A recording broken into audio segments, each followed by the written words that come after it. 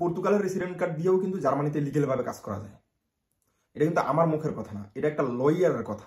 তো এটা কেমনি কি আমি সবার সাথে শেয়ার করি আর কি, আমি যা জানছি লয়ারের কাছ থেকে।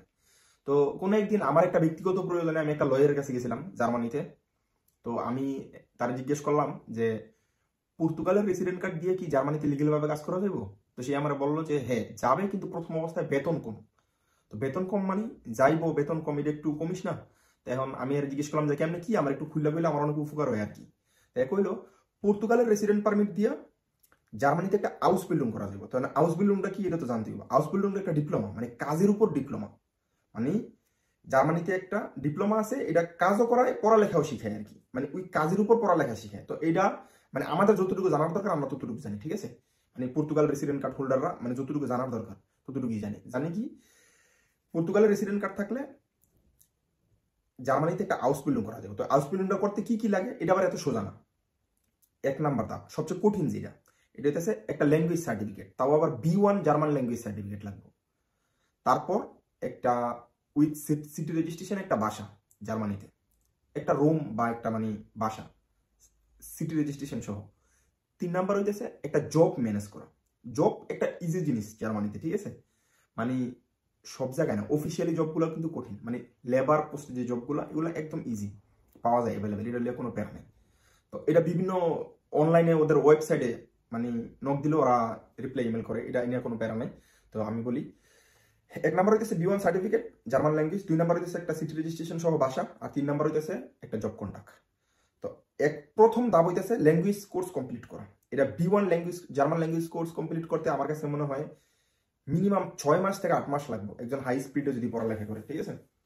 তো 8 মাস বা 6 মাস পর ল্যাঙ্গুয়েজ B1 সার্টিফিকেট কমপ্লিট করার পর হাউস বিল্ডিং সার্চিং ভিসার জন্য পর্তুগালে জার্মান এম্বাসিকে অ্যাপ্লাই করবো B1 সার্টিফিকেট সহ। তারপরে জার্মান এম্বাসি থেকে ভিসা পাইব, এই জার্মানির পর্তুগালে জার্মান এম্বাসি থেকে জার্মানির ভিসা পাইব।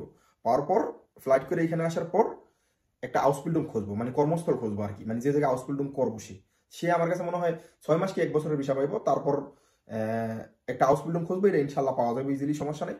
পাওয়ার পর নিজে মানে রেজিস্ট্রেশন করবো সবকিছু রেজিস্ট্রেশন করার পর তারপর হাউস বিল্ডিং করা শুরু করলো, মানে পর্তুগালের TRC কার্ড দিয়ে হাউস বিল্ডিং করার পর 3 বছরের কোর্স এটা। 3 বছর কমপ্লিট করার পর ফাইনাল পরীক্ষা পাস করার পর, পাস করা যায় ইজি আল্লাহর রহমতে, এত একটা সমস্যা হয় না। ফাইনাল পরীক্ষা পাস করার পর তারপরে পর্তুগালের কার্ড মানে চেঞ্জ হয়ে যাবে এদিকে আর কি, মানে জার্মান ডকুমেন্টস হয়ে যাবে, সবকিছু লিগেল ডকুমেন্টস। এটা আর কি মানে পাসপোর্টের মতোই বলা যায়, আমি মনে করি পাসপোর্টের মতোই। তো আমি আমি মনে করি যাগো পর্তুগালের টেম্পোরারি রেসিডেন্ট কার্ড আছে তারা মানে সমস্ত চিন্তা বাদ দিয়া মানে জার্মান ল্যাঙ্গুয়েজ কোর্স কমপ্লিট কইরা মানে জার্মান ভাষা শিক্ষা তারপর যদি জার্মানিতে হাউস বিল্ডিং এর জন্য অ্যাপ্লাই করে সবচেয়ে বেস্ট হয়। এটার কারণ আপনি তো পর্তুগালের পাসপোর্টও পাওয়ার পর কিন্তু আপনি চাইলে যে কোনো দেশে মুভ করতে পারবেন না। হয়তো ইংলিশ স্পিকিং এর দেশে আপনি যদি ইংলিশে এক্সপার্ট হন তাইলে ইংলিশ স্পিকিং এর দেশগুলোতে আপনি মুভ করতে পারবেন, এটার কারণ ওইখানে আপনার কোনো ভাষা লাগতেছে না।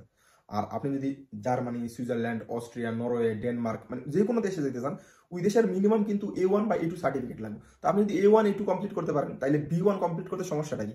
যেটা আপনার 5 বছর পর করা লাগবে এটা আপনি 5 বছর আগে করলে সমস্যা কি? যেহেতু এখন 5 বছরের জায়গায় 10 বছরের লেগে গেছে পাসপোর্ট, আপনার তো মানে ওয়ে তো নাই কোনো, ঠিক না? তো আমি মনে করি আমার জ্ঞানে এখন মানুষ তো বাজে মন্তব্য করার লাগে কিন্তু বেস্ট। তো এখন মানে আমার কাছে মনে হয় যে জার্মান ল্যাঙ্গুয়েজ শিখার পর জার্মানিতে একটা হাউস বিল্ডিং করতে আইলে সবচেয়ে বেস্ট হয়। হাউস বিল্ডিং কমপ্লিট করার পর জার্মান ডকুমেন্টস হয়ে গেল, চিল, কোনো প্যারা নেই, বাস রিল্যাক্সে ঘুমাইলো, শান্তিতে জীবনযাপন করলো, এই আর কি।